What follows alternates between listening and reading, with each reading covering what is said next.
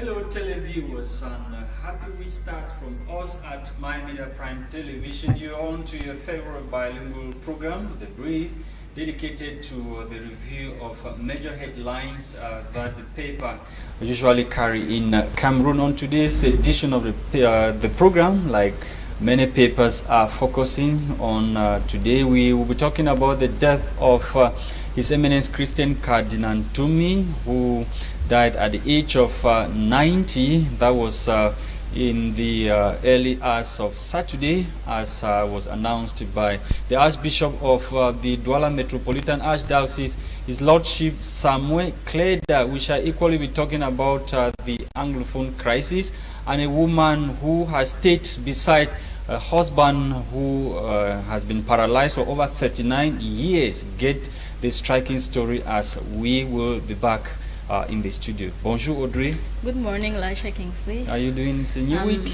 Yeah, it's a new week et ce fut un week-end justement très chargé, plein d'émotions, notamment la résurrection du Christ et le décès du cardinal Christian Tumi. Qui a été, n'est-ce pas, confirmé le 3 avril. Et nous débutons, mesdames, messieurs, bonjour, pardon pour mon impolitesse, bonjour à vous et merci de nous retrouver. Nous débutons ce matin avec le journal bleu de Aman Mana qui parle justement de ce sujet-là. Qui consacre son édition de ce jour au cardinal Christian Tumi, archevêque émérite de Douala, décédé le 3 avril 2021 ce week-end. Juste pendant que les chrétiens s'apprêtaient à vivre la résurrection du Christ, la nouvelle a d'ailleurs été confirmée par Monseigneur Samuel Kleda, qui est à la tête du diocèse de Douala. Parlant de la même actualité, le messager de feu Puisse Ndiawe, à travers notre confrère Jean-François Chanon, propose une chronique sur le cardinal Tumi dans ses colonnes, le journal qui souhaite un repos éternel au prélat, qu'il qualifie également comme étant l'une des plus grandes voix et autorités morales du Cameroun. Le même journal parle dans sa page 5 d'une réforme du code électoral qui, selon lui, effraie le régime de Yaoundé. Ceci après justement cette conférence de presse qui a été organisée par 7 leaders de l'opposition camerounaise qui avait pour but de mettre en place un secrétariat technique et ainsi apporter leur pierre à l'édifice pour un code électoral consensuel. La conférence qui a néanmoins été interrompue par le sous-préfet de Yaoundé premier et le parti au pouvoir RDPC à travers son chargé de la communication a justement réagi disant à travers 5 propositions disant justement que ce type de proposition se fait à l'Assemblée nationale et non dans les rues. Et poursuivons avec l'avenir aux mutations, qui également consacre sa une au cardinal Christian Tumi. C'est dans les pages 4, 5 et 6 que vous lirez certainement l'intégralité sur le regretté prélat. Et toujours dans le même journal, on parle des coupures intempestives de courant électrique. Le journal à sa page 7, les assurances de Gaston Elundu, justement parlant de cela. Terminons avec l'avenir qui parle également d'électricité et comment le gouvernement veut réduire les délestages. D'après ce journal, les coupures de l'énergie électrique ces derniers temps sont principalement dues à la chute des poteaux en bois, à la faible hydrologie du barrage de Lac d'Eau pour ce qui est du Grand Nord et aux actes de vandalisme perpétrés par les installations d'Eneo et de la Sonatrel. Ce sont les raisons qui avaient été avancées par Elundu. Voilà, mesdames, messieurs, pour les tabloïds en langue française. Place aux tabloïds en langue anglaise avec toi, Laisha Kingsley. Merci Audrey Zaxa. Let's kick start with the Gideon newspaper this morning. The Gideon dedicated its front page to the death of His Eminence Christian Cardinal Tumi. According to the paper, Cardinal Tumi leaves behind a rich legacy of service to God and nation. The pastor who died on the 2nd of April 2021 in Douala, and his death was announced by the Archbishop of the Douala Metropolitan Archdiocese, His Lordship Samuel Kleda. Still with the Gideon newspaper to talk about this disgruntled man who reportedly set Laurent Esso's car ablaze. Laurent Esso, who is the Minister of Justice and the Keeper of Seals of Cameroon, the man is claiming his land has been taken away from him, and he's demanding justice, which is not forthcoming for many years now. So he decided to take the law into his hand by setting ablaze the car of Laurent Esso and those of his close collaborators. Let's leave Le Gideon. We are with the Guardian Post Sunday edition. The Guardian Post Sunday edition goes back to talk about Cardinal Ntumi. Ntumi goes to his creator after completing angelic assignment, writes the newspaper. Meet a woman who has stayed by husband in coma for over 39 years. The story described by the Guardian Post, or the woman described by the Guardian Post as the true lover. You get the details in this edition of the paper. And to talk about what women go through in the hands of gynecologists in Cameroon, Guardian Post newspaper on this investigative piece reports that women open up on embarrassing experiences with male gynecologists in Cameroon. Some of the revelations can scare men, according to the paper, from sending VA partners to consult with male gynecologists. You can get more details of the investigative piece done this Monday morning by the Guardian Post Sunday edition. This world, this life, writes the Guardian Post newspaper. Wife dies while speeding to catch cheating husband. The cheating husband who was reportedly seen with another woman, and the wife was informed. She decided to follow the husband and accidentally hit her car and died. You can get more details of that story only in this edition of the Guardian Post newspaper. The paper equally took interest in the life and death of phenomenal tradi practitioner Dr. Dewa. Dr. Dewa, who reportedly died recently after a brief illness. Details about the life and death of the tradi practitioner only in this edition of the newspaper. On to the Monday edition of the Guardian Post, which dedicated its front page to the recruitment of civil aviation engineers in Cameroon, Anglophone who emerged overall best, barred from taking service, threatened with arrest. The paper went further to explain that Public Service Minister bubbles when confronted over case of the lone Anglophone who sat the examination. The paper went further to explain that the attention of the Prime Minister, Head of Government, Chief Dr. Joseph Diongute, has been drawn to an act of alleged gross marginalization perpetrated on an Anglophone candidate who successfully passed a recruitment exercise into the public service, but was dramatically dropped at the 11th minute or 11th hour. The paper explains further that the victim, who emerged first in both the written and oral exams, was reportedly barred from taking service.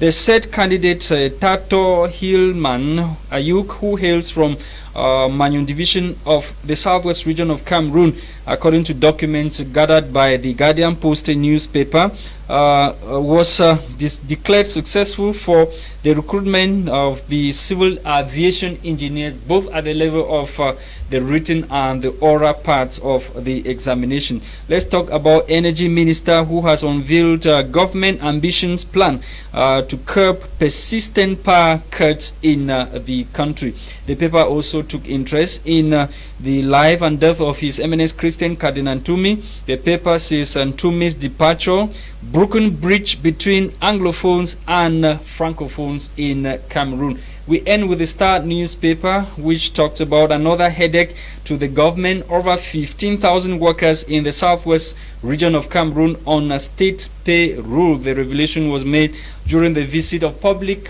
Service Minister and Public Service and Administrative Reform Minister Joseph Lee, who was in Buea for his tour of the 10 regions of Cameroon in a bid to reform the public service of the country. The paper is also interested in the death of Cardinal Toumi, and the paper says Cardinal Toumi departs 24 hours after Good Friday.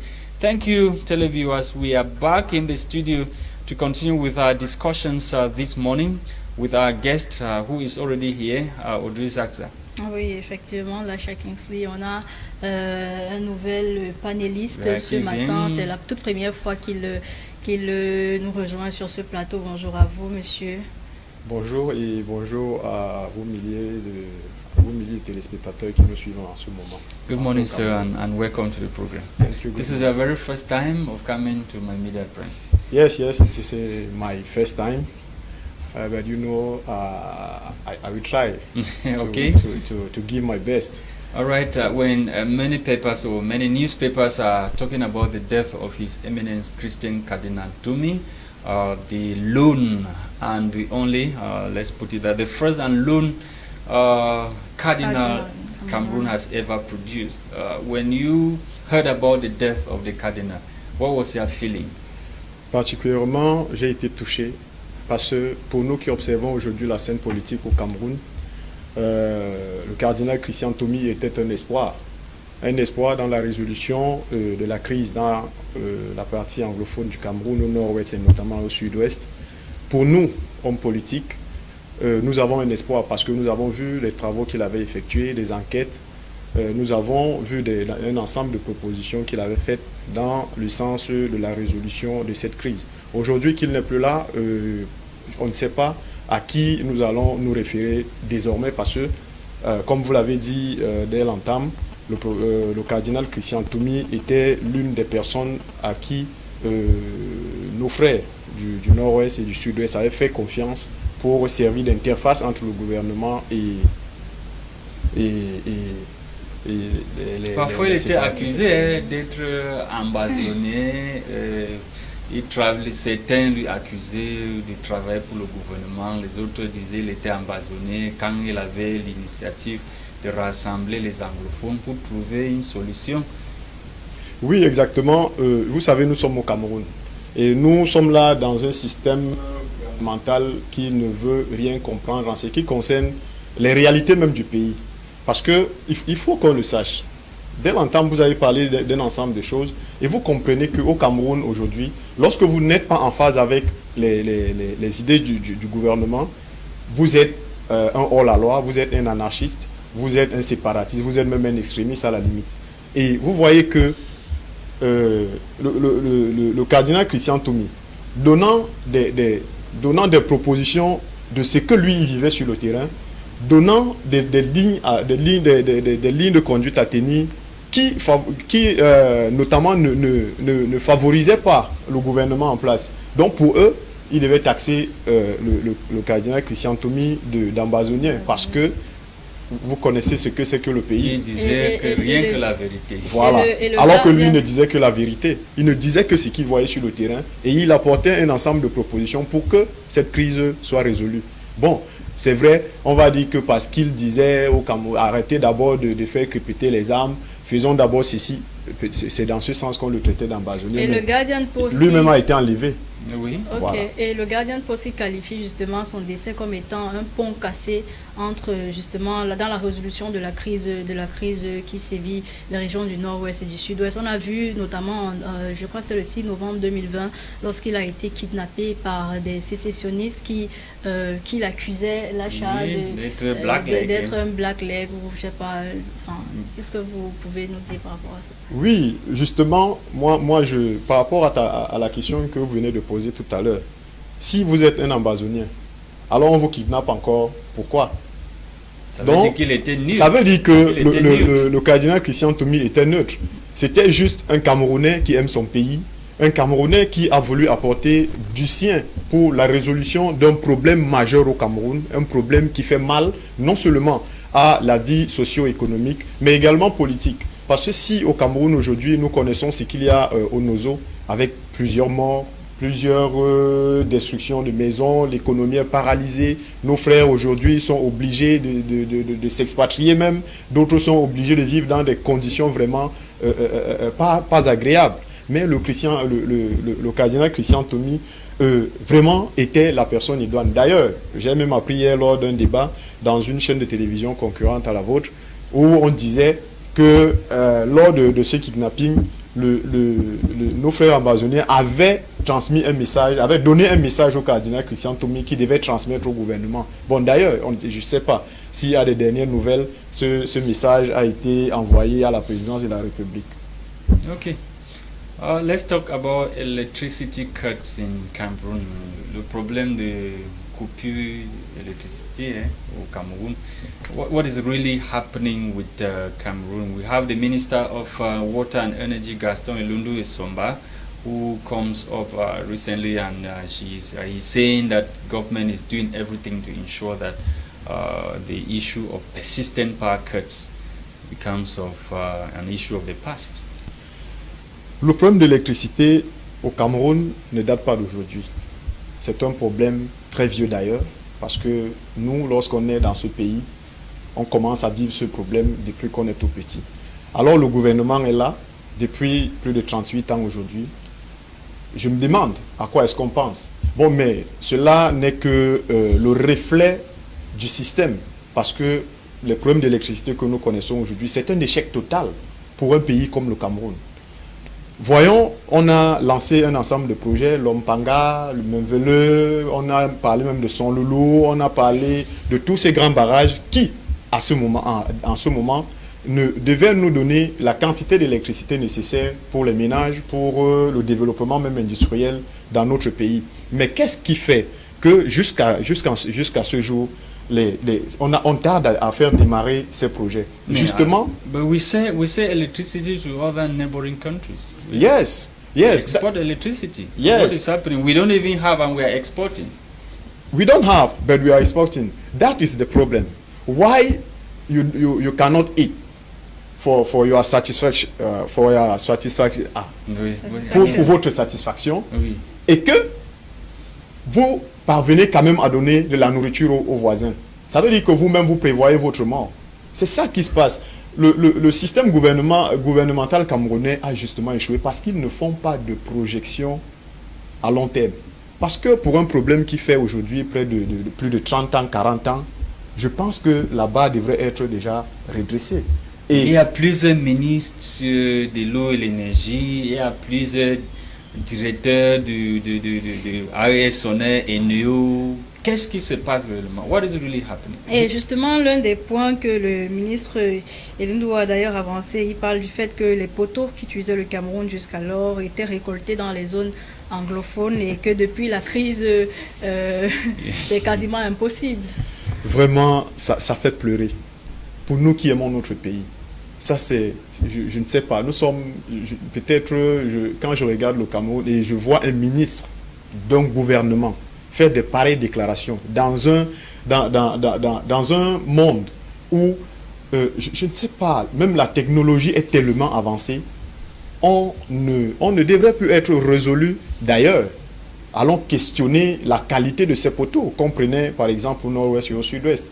Tout le temps, ça tombait sur les maisons, ça tuait des gens par-ci, par-là dans les rues. Vous voyez les poteaux au sol qui jonchaient le sol partout dans les villes. Et d'ailleurs même, c'est salissant. Il faut que nous pensions au véritable développement de notre pays et que nous mettions ensemble un système qui permette à ce que nous ne soyons pas là pour expolier les richesses. Parce que c'est de ça qu'il est question. Pourquoi est-ce que nous devions rentrer en arrière, je dirais même 100 ans derrière nous, alors que nous pouvons faire des avancées considérables. Des poteaux, aujourd'hui, je vois quand même partout dans les villes, on commence à utiliser les poteaux en béton. Pourquoi pas? Pour moi, ce n'est donc pas une raison. Certainement, comme ils ont l'habitude de le faire, on a mis l'argent de l'État dans leur poche et qu'aujourd'hui, c'est passé dans les missions, dans les déplacements. Dans les autres pays où là j'avais eu l'opportunité de visiter, il n'y a pas les poteaux, hein. Les courants électriques. C'est la moindre des choses. Oui, c'est la moindre des choses. Au moins, j'ai dit que c'est la moindre des choses. Ça veut dire qu'un ministre au Cameroun aujourd'hui ne devrait plus se lever pour dire que on veut les poteaux en bois. Quand ils voyagent, ils copient que... Non, c'est pas ça leur problème. C'est pas ça. C'est pas ça leur problème. Ils ne voyagent pas pour aller voir ce qui se passe ailleurs. Lui, il voyage avec son objectif. Certainement, il va découvrir les belles hôtels à l'étranger. Il va découvrir une belle vie. Certains même voyagent avec l'argent du contribuable, bien sûr. Il voyage parce qu'il veut se mettre à l'aise, il veut se faire plaisir. C'est pas pour aller penser.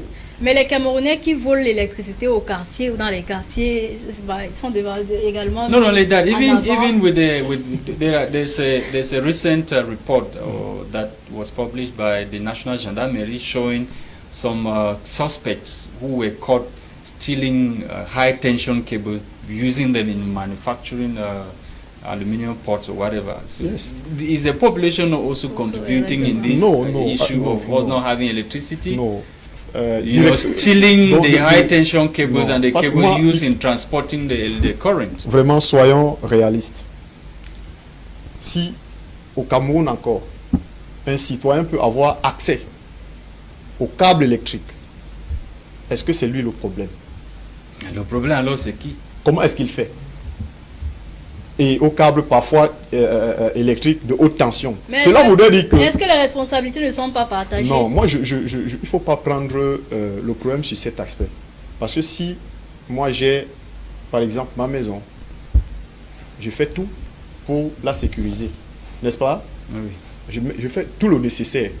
Mais lorsque je peux sortir le matin et que je laisse les portes ouvertes, il ne faut pas que je commence à crier que oh, le bandit est venu. Parce que moi-même, j'aurais laissé la porte ouverte et que le bandit puisse avoir accès. Le cas où tu fermes, le bandit vient casser. Non, mais là, c'est un autre cas. On n'exclut pas le vandalisme, même en Occident où les choses sont tellement développées. De temps en temps, on a ces petits problèmes. Mais quel est leur impact? Quel est leur impact réel dans le fonctionnement général du système électrique? Pas un grand impact. C'est pourquoi chez eux, on n'en parle pas. Incidentally, we have 3 companies that are in charge of supplying electricity. We have Sonatrel. Yes, there's another one in charge of production. Before we have a new. With these 3 companies, we don't still have electricity. You know, c'est vrai. And the other 2 companies are accusing a new. No, I saw the general manager of the other companies the other day on national television accusing Eneo that they should go back to Eneo. No, people complaining about... Le problème n'est pas là. Le problème, je dis encore, est systémique. C'est pourquoi nous, au PCRN, on pense que il faut même réduire un certain nombre, parfois, par exemple, de ministères. Parce que ce trop plein crée un désordre au point où l'autre accuse l'autre. Et on ne sait réellement pas où est le véritable problème. Regardez ce qui se passe avec la Sonatrel, Eneo et l'ART. Chacun pointe son vis-à-vis du doigt. Mais en réalité, si le gouvernement avait défini de manière claire les objectifs de chacune de ces entreprises ou bien chacune de ces institutions, vous verrez que l'autre n'aurait pas dit, lorsque le câble est coupé, que non, ce n'est justement pas moi, c'est la Sonatrel ou c'est Eneo. But there's another one who's in charge of transporting the electricity. Yes. There's another one in charge of production. There's another one in charge of billing. Yes. So why should another company accuse the other of not doing the job? C'est là que réside le problème.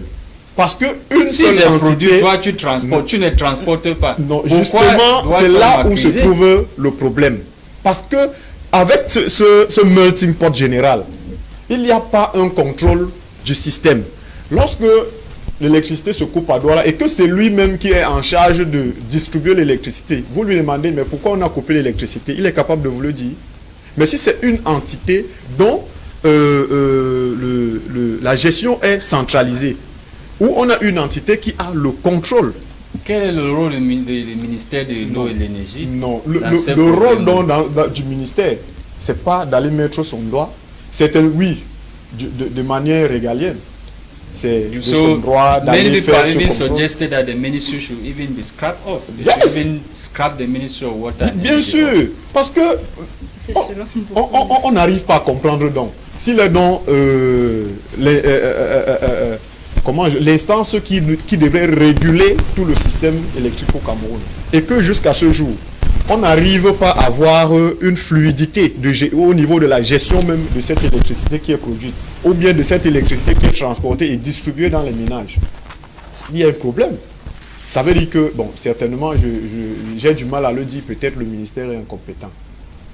Il était décrit comme Mr. Black. Terminons notre discussion avec cette conférence qui a été annulée récemment, qui avait pour but de... Enfin, faisait pour une réforme du code électoral et votre président justement était là. Vous pensez quoi par rapport à l'annulation de cette conférence? Le Cameroun, une fois de plus, a manqué un grand plateau où on devait hisser le drapeau au firmament même du ciel du monde. Pour moi, parce que avec tous les problèmes que nous connaissons aujourd'hui au Cameroun, nous connaissons d'où ça vient. Et imaginez-vous, même dans les pays sérieux, et qu'on vous dise qu'il y a des gens qui se sont assis, ils réfléchissent sur l'avenir du Cameroun. Parce qu'il s'agit de l'avenir du Cameroun. Le problème maintenant, c'est où? Ils étaient où en train de réfléchir? Il y a les institutions là où on doit aller réfléchir. Vous ne devez pas aller réfléchir dans la rue. On parle ici. Comme dit le ministre. Là encore, c'est un abus de langage. Et je crois que le ministre de la Communication... Non, pas de la communication. Le ministre de l'enseignement supérieur, le professeur Jacques Famendongo. Je pense qu'il a raté une occasion de se taire. Pour moi. Parce que ces partis politiques... Mais c'est le Parlement qui fait la loi, non? Non. Il y a un ensemble de préalables avant d'atteindre la loi. Nous sommes quand même d'accord là-dessus. Vous n'allez pas vous lever le matin, vous allez proposer une loi à l'Assemblée nationale. Il faut un travail préalable qui doit être fait afin d'atteindre une loi. Il y a plusieurs possibilités. Il y a plusieurs possibilités d'atteindre ces objectifs dans la vie. Vous voyez, après les élections de 2018, les élections présidentielles notamment, ça fait beaucoup de problèmes. Beaucoup ont qualifié le professeur Kamto d'insurrectionniste, de tous les noms. Mais justement, aujourd'hui, que les gens se mettent sur une table pour réfléchir. Pour que ce problème ne se pose plus après les élections. Okay, thank you very much, sir. Bon. Thank you for coming. We have come to the end of the program. It was a pleasure having you. I hope to have you some other time on this platform. Ça a été un très grand plaisir pour moi et je pense que je reviendrai lorsque l'occasion me sera donnée. D'accord, merci à vous, messieurs. Madame, messieurs, c'est la fin de la première édition de cette semaine. Merci d'avoir été des nôtres. Eh bien, les programmes se poursuivent sur MyMedia Prime Television. Thank you for staying with us for the very first edition of the week, which of course was produced by Christian Tebon for presentation, Beno Drizak, and myself, Asha Kingsley. Bye-bye. See you tomorrow.